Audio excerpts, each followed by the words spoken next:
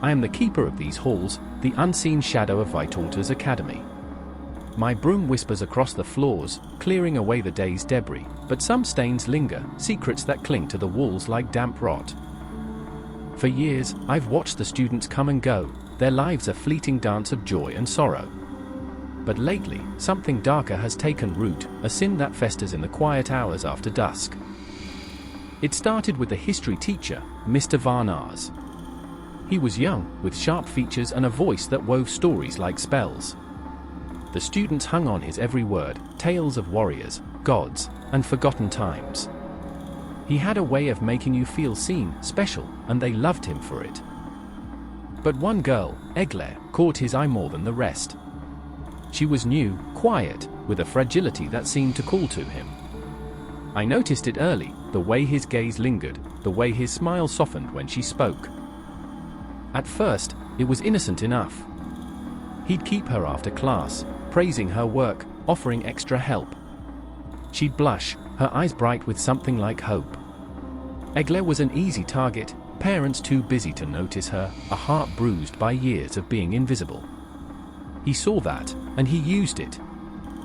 Soon, their meetings stretched beyond the bell.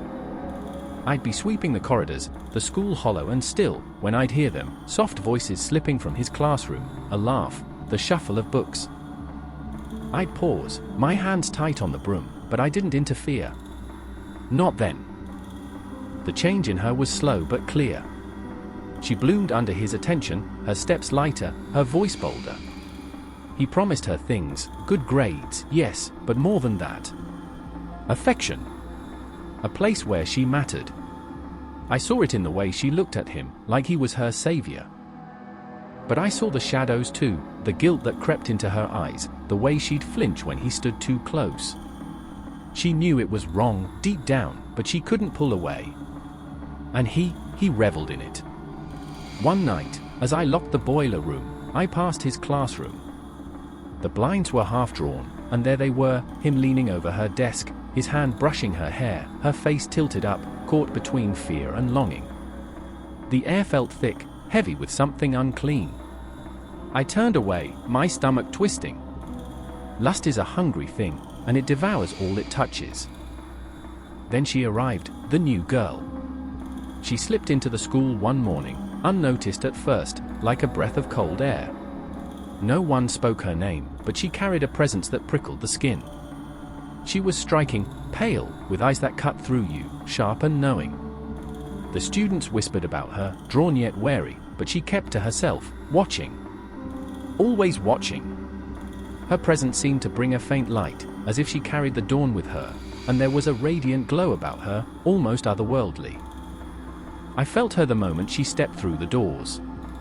There was an oldness to her, a weight that didn't match her youthful face. She moved with purpose, her gaze often fixed on Mr. Varnars. In the days after her arrival, I noticed her lingering near his classroom after hours. She'd stand just outside the door, her ear pressed close, listening intently as if mapping their routines. One evening, as I swept the hallway, I saw her pull a small device from her pocket, a phone, perhaps, and hold it up, its tiny light blinking as she recorded the muffled voices within. She didn't see me watching from the shadows, my hand still on the broom. I didn't know what she was planning, but I felt the storm gathering. Her methods grew bolder. One afternoon, I spotted her in the library, tucked in a corner with a notebook, sketching what looked like a timetable, Mr. Varnars' schedule, I realized later, pieced together from overheard conversations and careful observation. She'd trail him discreetly, always at a distance, noting when he met Egle, where they went, how long they stayed. Another time, I found her near the staff room, adjusting a tiny camera, barely the size of a coin, hidden in the foliage of a potted plant. It faced the corridor where Mr. Varnars often lingered with Egle after class. She tested it with her phone, nodding to herself as the footage streamed live. I stayed out of sight, my breath shallow, wondering how far she'd go. It wasn't long before she turned her attention to Egle. They'd sit together in the courtyard, the new girl's voice low and steady, her hand resting on Egle's arm. I'd catch snippets as I entered the bins, words like trust and truth. She was patient, coaxing Egle into opening up, her tone soothing yet insistent. Egle looked troubled, but she was nodding, as if persuaded by something only they understood. One day, I saw Egle hand her a folded piece of paper, a note, perhaps, or a screenshot printed out.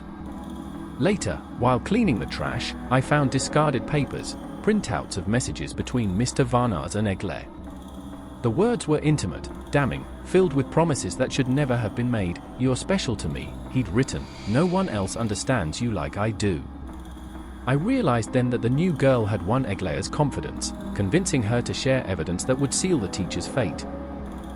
Her plan took shape with chilling precision. She began testing equipment, a laptop, a projector, even a small speaker she kept hidden in her bag. I'd see her in empty classrooms after hours, plugging in cables, uploading files, her face lit by the glow of the screen as she reviewed her collection, audio clips of Mr. Varnars' smooth promises, blurry photos of their stolen moments, screenshots of their late-night texts. She edited it all into a single, devastating sequence, timing it for maximum impact. I overheard her once, muttering to herself about the assembly. "It has to be public," she said, her voice hard. "He needs to face them all."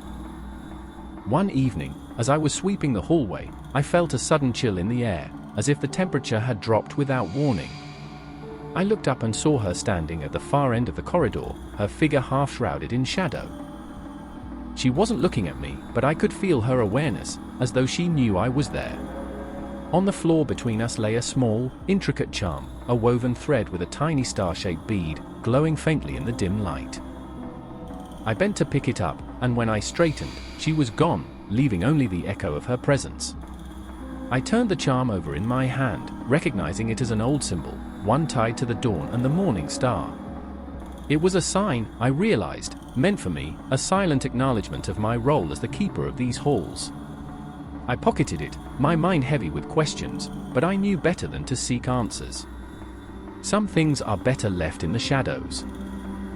The morning of the assembly, I saw her enter the auditorium early, carrying her laptop and projector. She moved with purpose, setting up her equipment while the rest of the school filed in, oblivious to what was coming. She tested the projector, ensuring the screen would display her evidence clearly, a grainy video of Mr. Varnars touching Egle's shoulder, his voice promising her an A photo of them in his car, his hand on her knee, a cascade of text messages, each more incriminating than the last. She positioned the speaker to amplify every word, every whisper, so no one could miss it. I took my place at the back, my heart heavy with anticipation. The principal was midway through a speech about exams when the new girl stepped up, her voice cutting through the drone. "I need to speak," she said, calm but firm. The room stilled, every head turning. She clicked a button, and the screen flared to life, a wound laid bare. Messages scrolled across it, photos flashed, and Mr. Varnars' recorded voice filled the air, smooth and coaxing. "You're my favorite, Egle. Don't tell anyone, it's our secret." Her replies played too, hesitant but trusting. The evidence was undeniable, a noose tightening with every frame. The students gasped, teachers froze, and Mr. Varnars, seated near the stage, went white, his charm crumbling to ash. Egle, beside him, choked on a sob, her hand shaking as she hid her face. The new girl didn't waver. "This is what he did," she said, her tone like ice. "This is what happens when you prey on the weak." The room exploded, shouts, cries, chaos. The principal called for order, but it was too late. Parents flooded in, police followed, and Mr. Varnars was dragged out, wrists bound, his life in ruins. His wife would leave him within the week, his children turned against him. Justice, sharp and merciless, had come.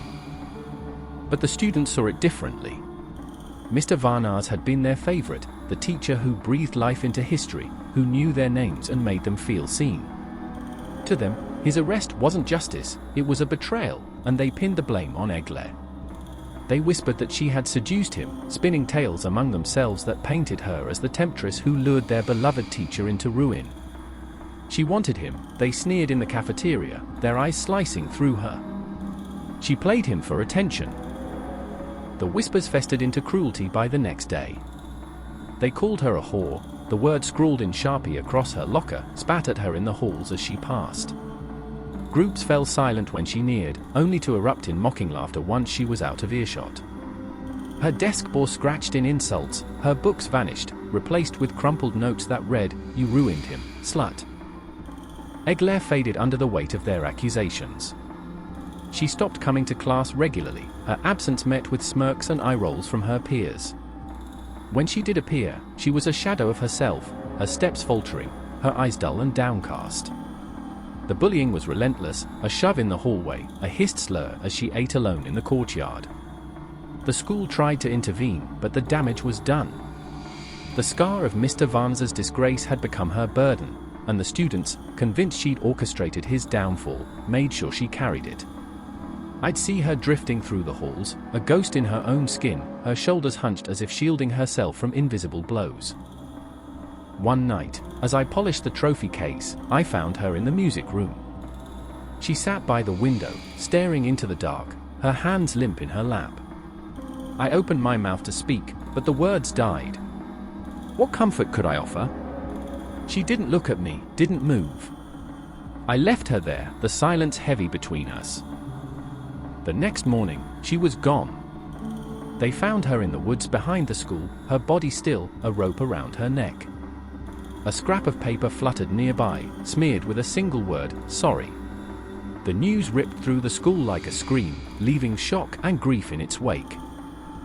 I stood at the forest's edge as they took her away, the dawn breaking cold and grey. The new girl was there too, her face unreadable, her eyes on the rising sun, a time when the morning star would gleam faintly in the sky. She'd done what she came to do, exposed the rot, brought the truth to light. As she turned to leave, vanishing into the mist, her gaze passed over the scene without pause, cold and detached, as if Eglair's broken body were merely a shadow cast by her justice. She walked away, her steps light, unburdened by the weight of a life lost. I felt the years settle on my shoulders. The halls would quiet again, but the echoes would remain, lust's cruel harvest, reaped in blood and tears. I am the keeper of these halls, and I will carry this story until the end.